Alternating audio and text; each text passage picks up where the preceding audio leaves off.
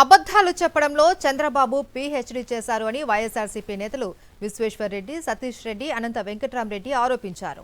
అనంతపురం జిల్లా ఉరవకొండలో మాజీ ఎమ్మెల్యే విశ్వేశ్వర్ రెడ్డి ఆధ్వర్యంలో రీకాలింగ్ చంద్రబాబు మేనిఫెస్టో కార్యక్రమం నిర్వహించారు. వైఎస్ జగన్ కు ప్రజల్లో వస్తున్న ఆదరణ చూసి ఓర్వలేకపోతుందన్నారు. చంద్రబాబు సర్కార్పై ప్రజల్లో తీవ్ర వ్యతిరేకత మొదలైందని, పోలీసులతో భయపెట్టి పరిపాలన చేస్తూ ఉన్నారని ధ్వజమెత్తారు. చంద్రబాబు మోసాలను ప్రజల్లోకి విస్తృతంగా తీసుకెళ్లాలి అని కార్యకర్తలకు పిలుపునిచ్చారు. సూపర్ 6 అని చెప్పి ఆ రోజు చెప్పినటువంటి కార్యక్రమం ఈ రోజు మళ్ళా చంద్రబాబు నాయుడు గారికి గుర్తు చేస్తున్నా. ఈ రాష్ట్రంలో ఉన్నటువంటి మహిళలకందరికి కూడా 18 సంవత్సరాల నుంచి 60 సంవత్సరంలో ఉన్నటువంటి ప్రతి ఒక్క మహిళకు ప్రతి సంవత్సరం 18,000 రూపాయలు ఇస్తాననేటువంటి చంద్రబాబు నాయుడు గారు, మీరు ముఖ్యమంత్రి అయి సంవత్సరం అయింది, ఎక్కడైనా వచ్చిందమ్మా మీ యొక్క మహిళలకు ఎవరికైనా 18,000 రూపాయలు?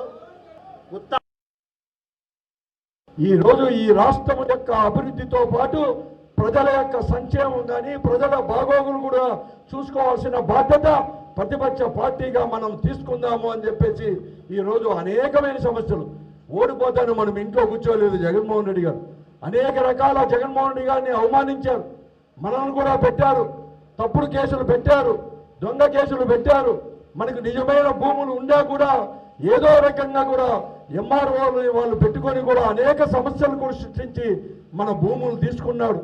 అన్యాయంగా కూడా స్టేషన్లో గంటల కొద్దీ కూర్చోబెట్టారు, కేసులు పెట్టి పోలీస్ స్టేషన్లకు కూడా చేశారు. జగన్మోహన్ రెడ్డి గారిని కూడా అరెస్టు చేస్తామన్నాడు, కానీ జగన్మోహన్ రెడ్డి గారు ఎక్కడ కానీ అదరలేదు, బెదరలేదు. జగన్ గారినే ఏదో చేయాలనేటువంటి కుట్రలు ఈరోజు రాష్ట్రంలో ఈ ప్రభుత్వం జరుగుతూ ఉంది. ఇంత పెద్ద మెజారిటీ వచ్చినటువంటి ప్రభుత్వం ప్రజలకు ఇచ్చిన హామీలను నెరవేర్చే విషయంలో,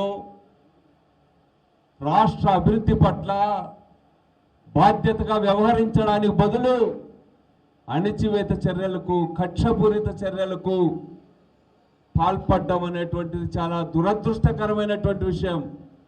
రాష్ట్రంలో చెడు సాంప్రదాయాన్ని నెలకొల్పుతా ఉన్నారు. భవిష్యత్తులో ఇది ఎక్కడికి దారి తీస్తుందో అర్థం కానటువంటి పరిస్థితి రాష్ట్రం అంతా కూడా ఈరోజు ఉంది.